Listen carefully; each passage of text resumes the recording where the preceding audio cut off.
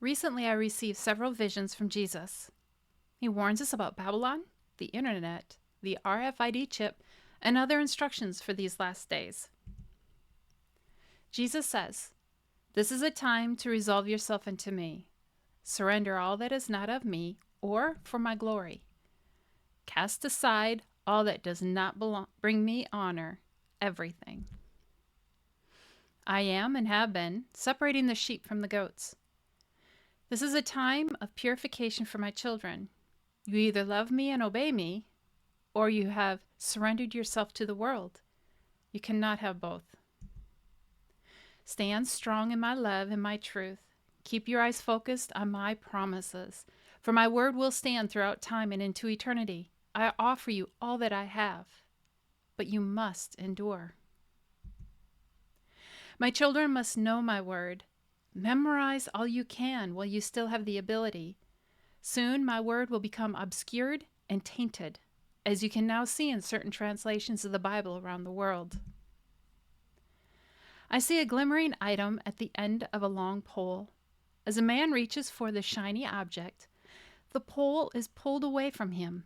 The man lunges forward as he earnestly continues to grasp for it. Jesus explains, Babylon is the city. As he says the word city, I also sense the word community. And he continues, or in your terms, the source of all that man's heart desires, which is of the world. Look again at the list in Revelation that describes all that Babylon has to offer. The vision before me transforms into what looks like a central establishment of control. I see spiritual beings as well as several humans as a source of all that is on a massive web that wraps around the world. I sense the impact of the internet before me. Jesus explains, the beast and the Antichrist and all that is evil is utilizing it to lure and teach and do its work. Then suddenly the internet will be destroyed because their plan is established and accomplished throughout the world. Their agendas will then be enforced without its use. They alone will have communications while the world is thrown into chaos and remorse. Jesus continues, then the end shall be as I return in my glory. Prepare the people. The internet as you know it will soon be. And then I see the words shut off, controlled, and freedoms removed, as if different areas around the world will all have different constraints on it. Jesus then continues, all one needs to know is to stay with me, to continually pray, study, and memorize my word. My children are so enamored with and lured by all they see now coming through the internet. My truth can be found and spread using the internet, but there is coming a day when what is seen, what is sent out, glorifying me, will be twisted against me and my kingdom. Have I not said so already in my word? The dark web, as you call it, is no longer confined within its hidden boundaries, but has now overflowed into the rest of the web. The influences of the enemy have also hijacked the algorithms that proclaim me. Have you not noticed that after watching or visiting only a few of my sites or videos, that evil ones begin to appear? So few of my children quit at that time, or even have the knowledge of how to keep themselves safe. In no time, they will all be infiltrated by the enemy without even knowing it. Warn them, that which has been released is working covertly and overtly to achieve the fullness of its grasp. I see many forms of a rope made into a loop, a lasso, a noose, a trap set in the leaves, a bird trap, and more. The last one is a thin loop discreetly sliding under a closed door to capture one's sitting in front of TVs and at desks. The loop slides underneath the chairs and couches to wrap around the ankles. It then moves up the person's legs to tighten around the heart. Jesus says, many will never realize the danger until they find themselves in the pit of hell with the demons laughing at them. They refuse to heed my warnings. They even ignore my spirit trying to convict them of the lies and deceptions because they desire the lures and baits more than my truth. Why are my people not praying? Why are they not seeking me in spirit and in truth? I am not only near them, but ready to save at their humble call to me. This world is deceitful, and the enemy is experienced. I see flashes of black-colored birds swooping in to eat seeds thrown. As they noisily gobble up the seeds, nearby jagged rocks grow in size to destroy other seeds. Then thorny plants appear as they wrap as a python around tender seedlings. I realize Jesus' parable of the seeds is displayed before me. I look up to Jesus. Yes, he says, child, that is what they must do. My children must continually look up to me, seeking me with their whole heart and mind. Those who seek to save their life will lose it. Those who lay it down for my name's sake will gain life, my life, for all eternity.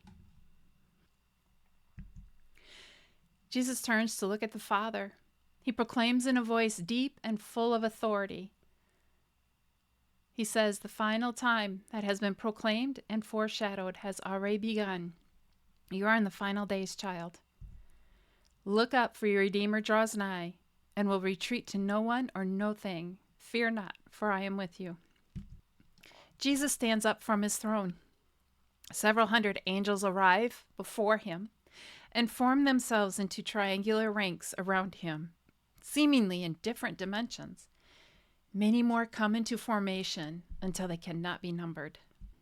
Jesus commands in his powerful voice to the angels, go, firmly set my seal upon my people who abhor the evil around them. As you do, breathe upon them my peace and comfort for what is to come. They bow and leave as waves to different areas around the world. He then holds up a person's hand and arm with an RFID chip glowing inside it. He says this is not the mark of the beast, but it is and will be used by, and at the same time he said him and them. It can be easily erased and replaced by whatever information desired by the ones in control at the time. The same goes for your phones and computers as well. The chip is not the mark, but is absolutely another step of bondage and deception. You are not to take the chip, and at the same time you are not to look down upon those who do. They may not yet have made their full decision for me or against me. They will only be more easily drawn into the deception. The chip is just one more tool, one more means to an end, one more ticket into Babylon. Walk circumspectly, carefully and diligently with me, testing constantly for my truth or the twist of it. Stay above the influence and fear. Stay with me. I hear words with definiteness and finality ring within my being. If all the mountains shake and fall, yet shall I stand with my eyes upon the glory of my God. May you do the same. Following is a list of instructions that Jesus has given me, many of which are from today's messages. First, stand with Jesus moment by moment. And then do not be lured by the world. Recognize the traps of the enemy. Continually pray and seek God's Spirit. Study the Bible. Seek God's truth. Memorize verses or sections of the Bible. And soon it may be all we have. Do what God has already told you. If he's already told you to do something, be obedient. Finish it, and he'll give you the next step. Have a completely offline system with the information you need, especially the Bible. If you're going to have digital material, just make sure that whatever system it is on, it cannot be connected to the internet once you've downloaded everything you need. Have in printed form important documents. Everything you need, make sure you have a printed copy. And try to become debt-free. I have seen many glorious things in God's eternal realms. I can sum it all up with this. Jesus, as proclaimed in the Bible from Genesis to Revelation, is the way, the truth, and the life. Jesus of Nazareth offers you so much more than anything you could temporarily gain in this world. Seek Jesus with your whole heart, and he will be found by you. I've listed below several excellent resources to help you learn more about the Bible and the truth it contains. Blessings on your journey.